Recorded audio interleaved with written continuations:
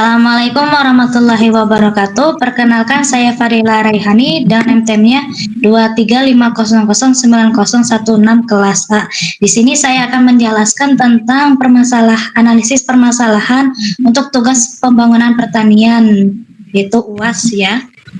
Boleh dilanjut ke pendahuluan. Komoditas yang saya pilih adalah komoditas apel di Kota Batu karena terancamnya Kota Batu sebagai kota apel karena produksi apel dari petaninya itu berkurang drastis setiap tahunnya, sehingga perlu dilakukannya analisis permasalahan apa saja yang terlibat ya. Boleh ke rich picture-nya.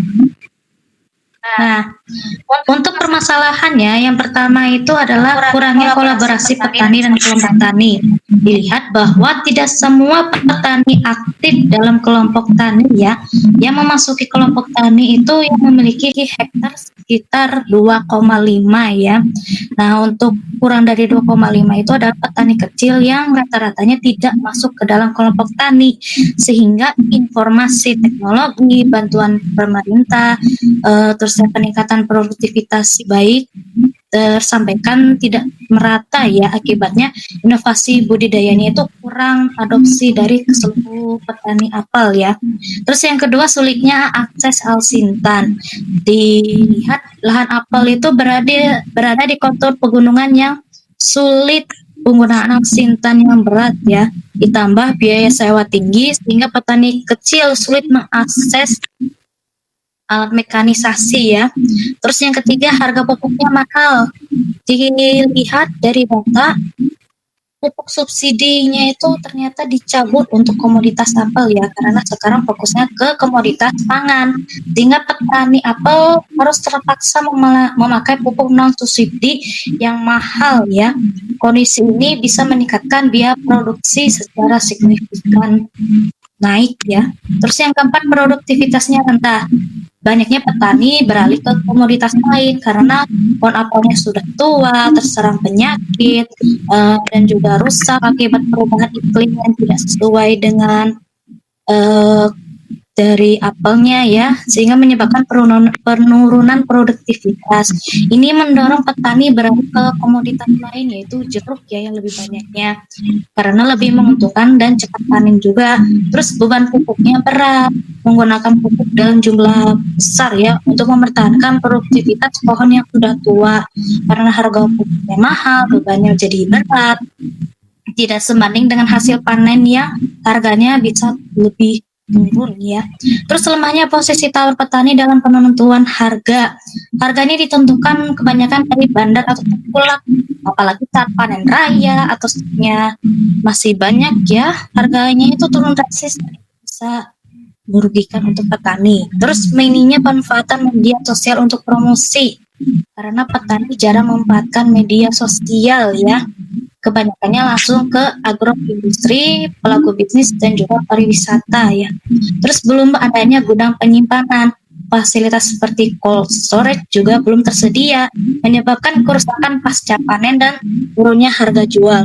Terus petani mengalami kerugian di produktivitas panen rendah. Yang tadi saya katakan ya, pohonnya udah tua, banyak penyakit, dan juga hama, cuacanya ekstrim.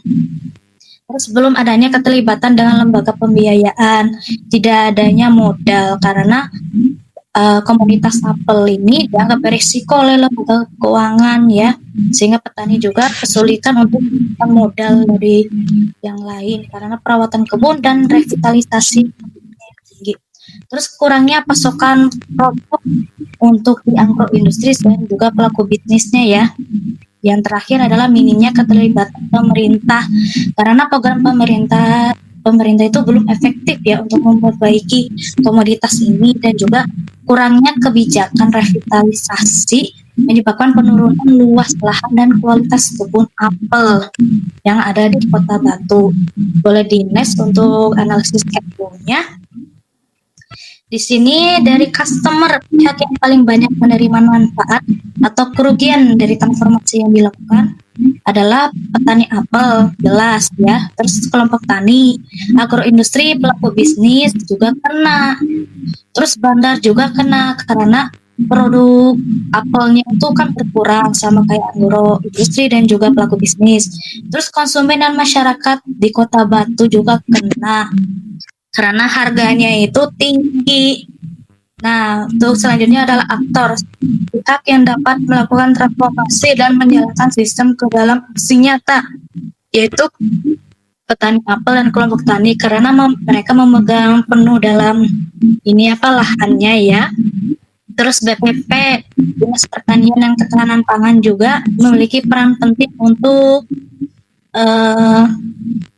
menguat petani apelnya tersebut ya. Terus bandar, terus media sosial, terus lembaga pembiayaan, agroindustri dan juga kelompok bisnis ya.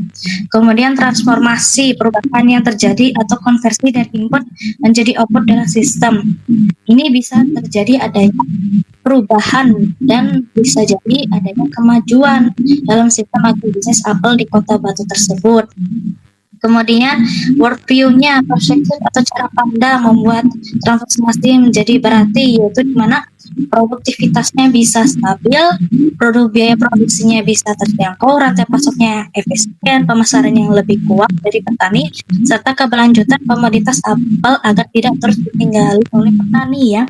Terus owners, pihak yang paling bertanggung jawab yang memegang kendali penuh adalah dari pemerintahannya ya, terus kelompok tani dan juga lembaga pembiayaannya. Terus environment, kendala utama dari keseluruhan sistem yang berada di luar definisi tindakan, tetapi mempengaruhi proses, yaitu balik lagi dari pemerintahannya ya, belum adanya komitmen dari pihak, terus kelembagaan dalam sistem pertanian berkelanjutan apel di Kota Batu dan meningkatkan dari bandar, lembaga komunitas dan juga media ya. Penjelasan tentang mind mapping ya.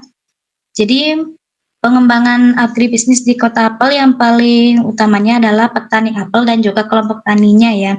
Yang dimana petani apel dan juga kelompok tani itu bisa bekerja sama meskipun si petaninya itu bukan dari kelompok taninya.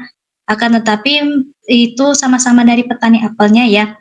Terus upgrading skill-nya juga bisa di kerjasama ya dengan penguatan kontribusi dan juga saling berkomunikasi juga. Nah, dari bantuan permodalan di lembaga pembiayaan bisa ke koperasi, pelaku bisnis, petani apel, kelompok tani, dan juga agroindustri juga bisa. Nah, kemudian dari medianya yaitu melakukan pelatihan dan kerjasama dengan pelaku bisnis. Dari koperasinya bisa melakukan kerjasama, kemitraan, dan juga penguatan peran ya. Nah, kemudian dari pelaku bisnisnya adanya bantuan permodalan, terus kemitraan, pelatihan, dan kolaborasi. Dari Dinas Pertanian atau pemerintahannya itu adanya revitalisasi, bantuan pupuk, kebijakan harga, pembangunan cold storage, terus kebijakan hukum. Nah, kemudian lembaga pemasaran, adanya kerjasama pendidikan, kerjasama, terus pendidikan promosi digital dan kemitraan serta sistemnya itu bisa kolektif ya. Dari industrinya juga bisa adanya kemitraan ya. Terus kerjasamanya petani dan juga deverifikasi produk dari si apelnya. Nah, kemudian penyedia saprodi, yaitu penyesuaian lahan dari alat alsintannya ya. Kemudian distribusi pupuk murah meskipun bukan dari subsidi. Terus penguatan kios saprodi. Oke, lanjut. Itu adalah hasil analisis yang saya lakukan ya. Terima kasih atas waktunya. Mohon maaf bila ada kesalahan dan juga kekurangannya. Saya Fadila Rehani, izin untuk menutupkan diri. Terima kasih. Wassalamualaikum warahmatullahi wabarakatuh.